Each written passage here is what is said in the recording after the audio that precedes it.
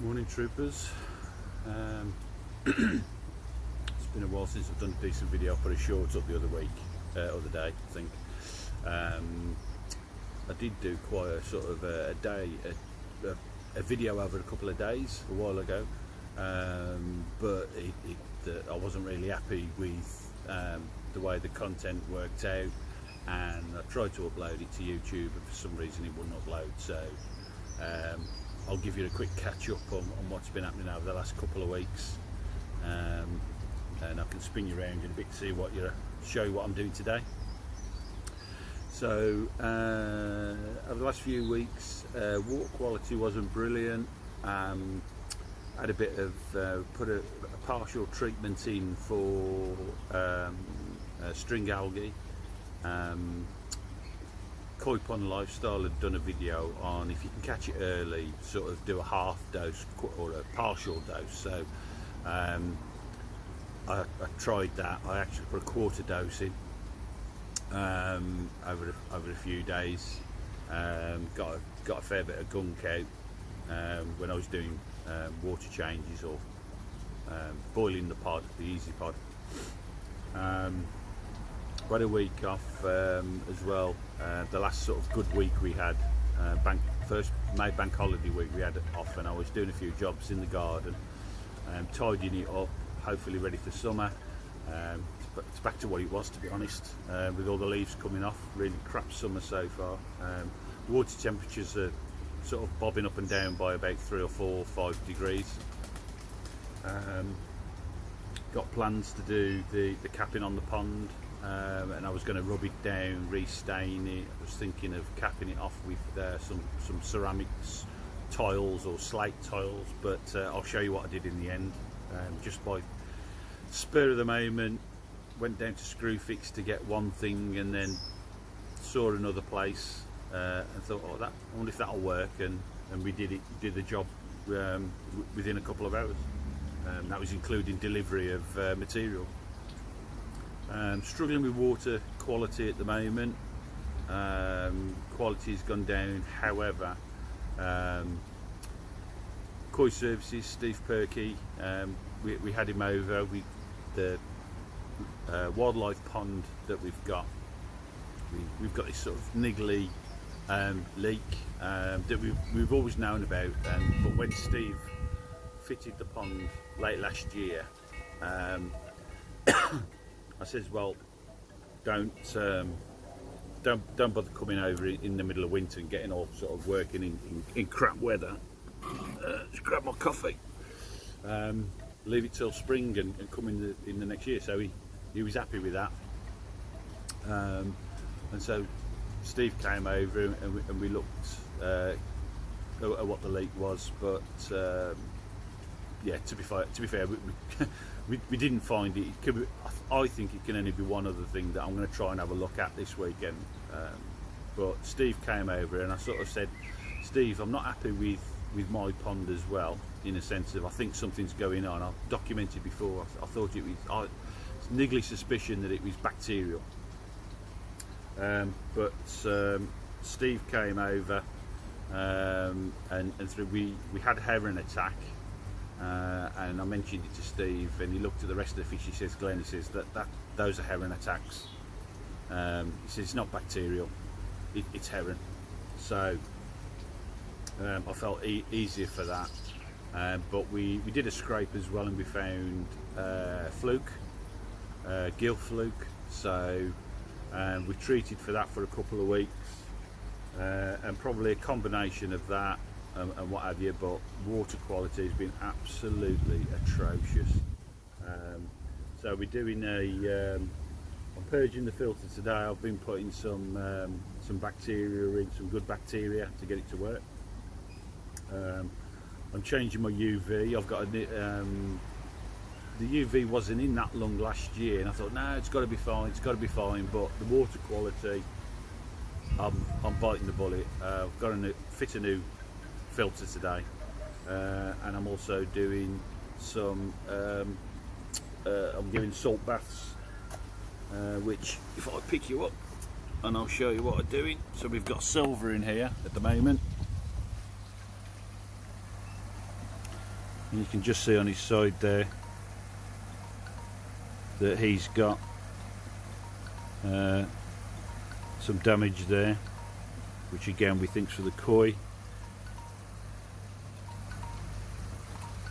And as you can see, the quality of the water is pretty poor.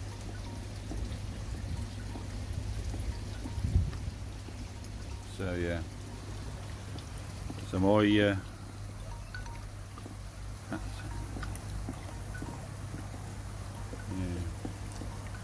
he's probably one of the most friendliest fish I've got. So my watch is telling me I need to drain the pod, so I'll come back to you in a bit.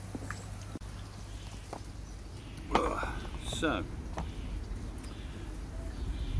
probably the best video for views that I ever had was it something like Sunday Night Drama, I think, where one of my fish had somehow managed to get down the bottom drain and get caught in the inlet pipe of the ezypod. Poured in the rain. I had to get him past the gate valve, back past the gate valve, because he was right up the inlet pipe of the ezypod, and I had to get him past back into the bottom drain pipe, close the valve, empty the ezypod, take the ezypod off, open the gate valve, water shot out like a Wild West sort of hitting oil in the desert kind of thing, and catching, chucking back in the pond, all at sort of 9:30 on a Sunday night, chucking down the rain. So we also bought a longfin koi that did the same. So last week we were having a ride round and we went to over Solihull, Perfect Ponds and Koi. Is it the Earlswood Garden Centre? Got a longfin. I'll have that.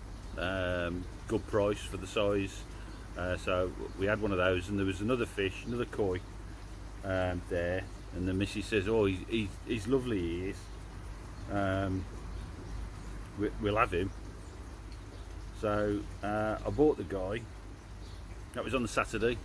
Went to bed Saturday night, about 3 o'clock in the morning. Woke up. I could hear a groaning. What the bloody hell's that? So obviously the pond, thought it was the skimmer, or the skimmer's run dry. I'll go and turn it off. Come out. Why is the skimmer run dry? Mr. Koi decides to somehow jump into it. So he's damaged his side. I don't know how long he was in there, but he was still alive, and the pot and the skimmer was more or less dry. But got him out quick. He was breathing. Put him in the pond. He went down, come straight back up, and went down. And probably we didn't see him then for about 4 days. And because of the quality of the water, it was pea soup. We couldn't see anything. So today's really been about the best quality of water. So he's getting a salt bath as well. But I don't know. I saw that Black Country Koi, he bought some. He got some new fish the other week. I think he said he had 3 or 4, and one turned out to be a jumper. He said. So is this something new? Or rather, new fish tend to be a bit scatty and jumpy. Just hoping that. I mean, it looks bad because it's got algae growing on it because of the condition of the water, but hopefully a few salt baths. And we've ended up calling him Mickey Mouse because of his side markings there.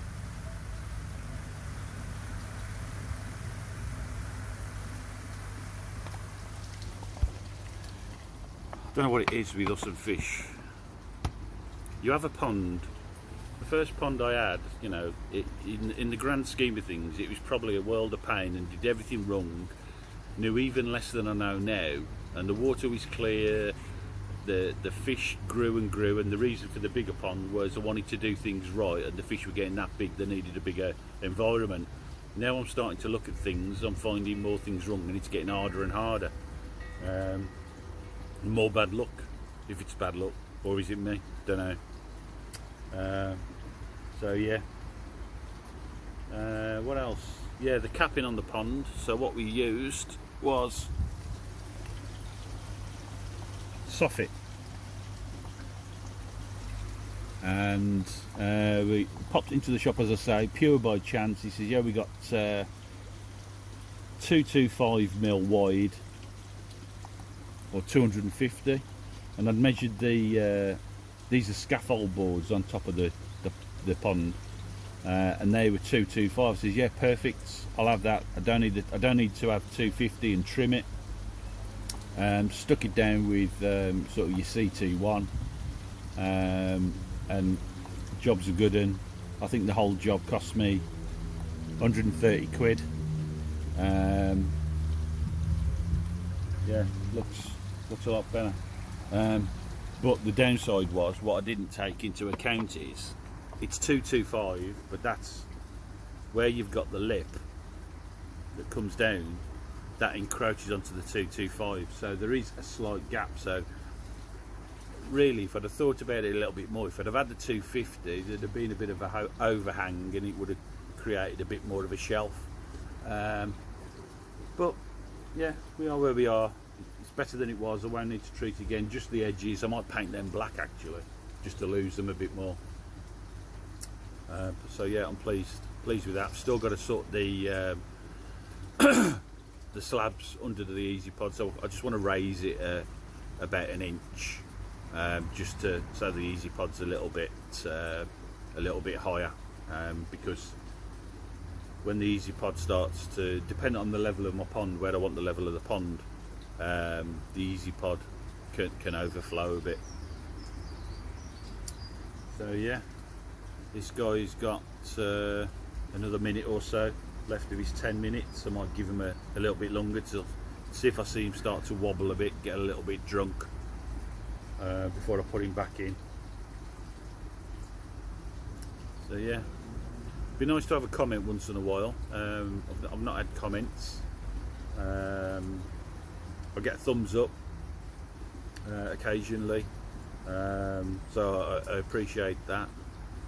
But on the few videos I've asked for suggestions or advice on just getting my filtration, try and take it up a little bit more. The ezypod does a great job. I'd say about 90%, but when the air's on in the pond, you can still see a tinge in the column of air. You can see a tinge of green, and when I'm looking online on YouTube, the column of air is always white and crystal. So I know it's got to be something what I can fit onto the skimmer, but I think I need the pump that's on the skimmer is about a 16 or an 18,000 litre pump on that to draw off the skimmer. So I don't know whether to bite the bullet and change the pump on the skimmer to around about 10,000, that is still good enough to feed the water blade, which is a 90 centimetre water blade. But if I come down to about 10,000, that's still enough to pull the skimmer, but it would also be, the water flow rate would be easier it opens my options up for what kind of filtration I go for, whether I get one of these sort of big sort of canister pressurized filters, because it's got to feed the water blade, or whether I sort of go at 10,000, do a divert, and go for something like a Tempest. I was going to get a bead filter. I thought of one of those, but a suggestion that bead filters can be a bit of a ticking time bomb. Although you want the good bacteria, you can get bad bacteria with them. So I'm in a world where I just don't know which way to turn. So a comment would be appreciated on just trying to get that filtration, so the fines are taken out. Whether it's I need to take the fines out or whether I need to boost the bacterial filtration. That's what I sort of need a guidance on. So yeah, I'll carry on with the fish. There's another one. There's a grass carp, there's a black mirror carp or grass carp that we've had from the original pond in here, and he's got a right ulcer on him, but I can never catch him because I can never see him. The only time you see him is when you see the ulcer sort of swim past, and he's the one in desperate need of a salt bath. If I can catch him, I'll document it. Yeah.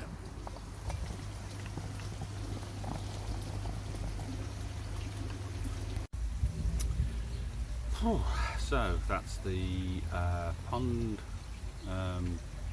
given a good flush. I've done two boils, and I've also blasted it with the battery powered jet wash.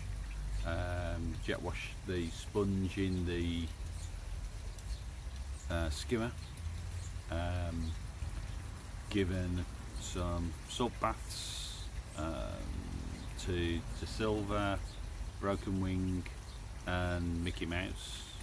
Again, couldn't catch the grass carp, mirror carp, whatever he is.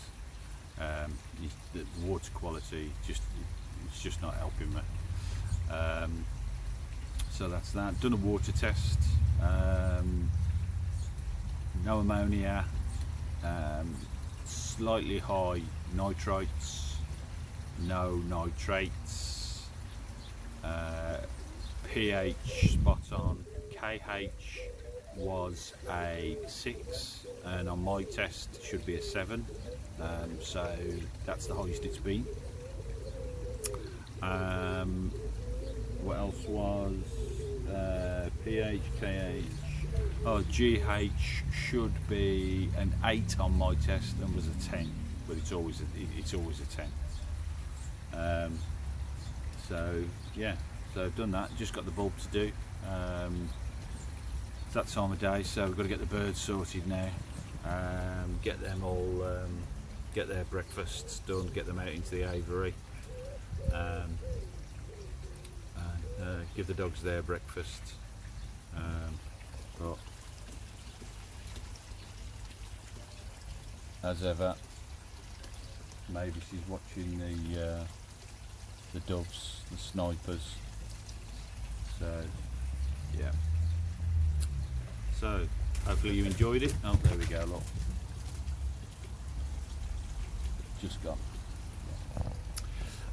So yeah, if you like it, give me a thumbs up, algorithms and all that. And